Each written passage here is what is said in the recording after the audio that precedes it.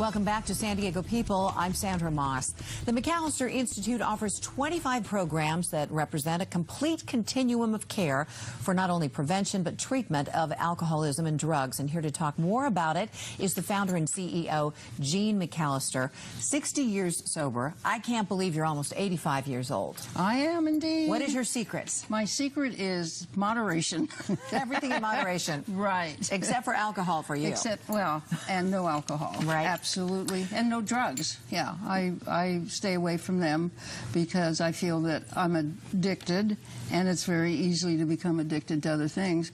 Actually, I've been addicted to Reese's peanut butter cups because I take one and I have to eat the whole bag, so I'm very careful. I think I might share that same addiction with you. Let's talk about something that is at the forefront of health officials in America, and that is the opioid epidemic. More Americans than ever, there are millions of people out there that are addicted to prescription drugs, and when they can no longer have access to those, they turn to something much cheaper on the streets. Right. That is heroin. Yeah. Tell us how that has impacted your treatment centers throughout the county. Well, it's a battle because most of them come in with prescriptions, and so then we have to work with them and their doctor, and sometimes the doctor is not that easy to work with because he believes that he's treating the client, and we believe that they're addicted to the drug, to the prescription drug. And so we always are in that battle to convince the client to ask the doctor to put them on a better and a healthier medication. And we have a list of those because there are drugs out there that aren't addicting. But it's a big problem. I think we have 97 women in treatment currently, and probably 50% of them are there because of opioids. Wow. Now, years ago, the prevailing wisdom was it's virtually impossible to kick an opioid addiction, heroin addiction. That's not the case anymore. It's still very difficult, though. It is, because one of the things that happens is that you feel so very, very good, and you might have to recognize that you're never, ever going to feel that good again.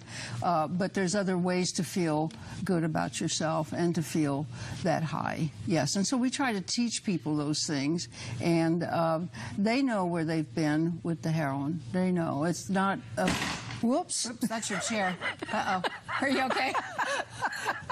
I think it just scared you. Yes, it's just kind of... It's fine. Yeah. Sorry about that.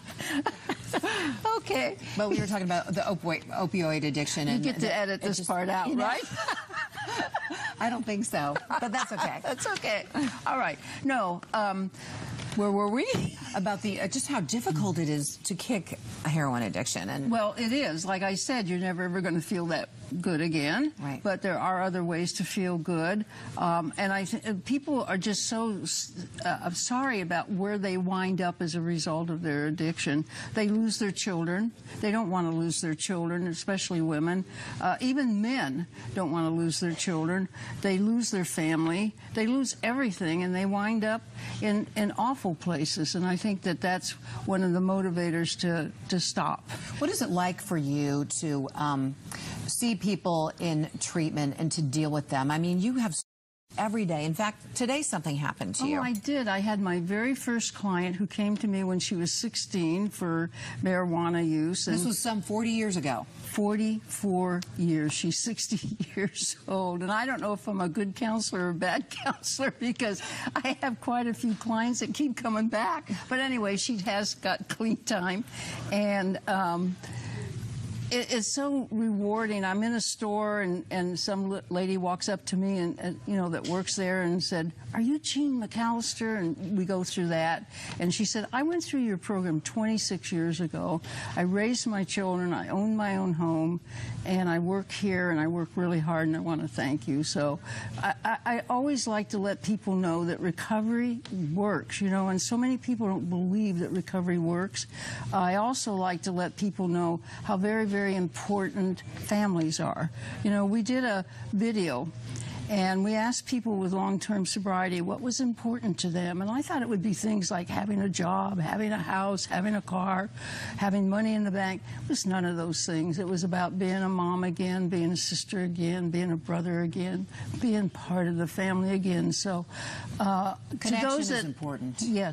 To those people who have somebody in their program and their family that's struggling, don't be afraid to confront them. Confront them. Let them know what you see. They'll get angry, but I'm going to tell you later on they'll thank you for it.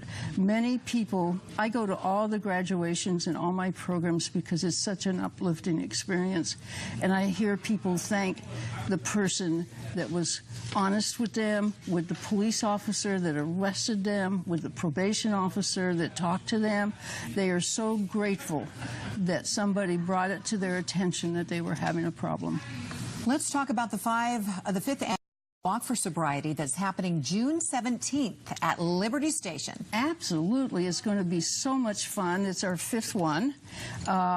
We invite people to just come down and walk with us. The registration fee is $35, but if you don't have the money, please just come and walk with us. It's so uplifting, and we need your support. You know, people ask me all the time, what do you do about somebody that doesn't drink or is in recovery? And we need your support. We need to have you look at us as if we're normal, and that we just don't drink, and that you celebrate with us that we've made the decision to not use or drink anymore. And so that's what this walk is about. It's our 40th anniversary. It's June 17th. It's early in the morning. Families come, and one of the things I always, and I'm going to get teared up when I talk about this, but I'll see a woman, we wear our signs on our chests that say, I'm clean for 369 days, and then the child is there, I have my mom back for 369 days. It's very touching. Well, so please come and join us. We'll have all the information on the KUSI website, KUSI.com, and best of luck to you. Thank you so much for sharing your story and for all the good work that you do at the McAlister Institute here in San Diego, which takes people who have money and have insurance and also who don't. So for more information, check out KUSI.com. Jean, thank you so much. Oh, and thank you, Sandra. Pleasure. Sorry about so the chair. great. You're such a good interviewer. Thank you. Thank you. All right, stay right there. Oh. Yeah, that's going to do it for this edition of San Diego People. Thank you for joining us, and be sure and tune in tonight for the KUSI News at 6, 10, and 11.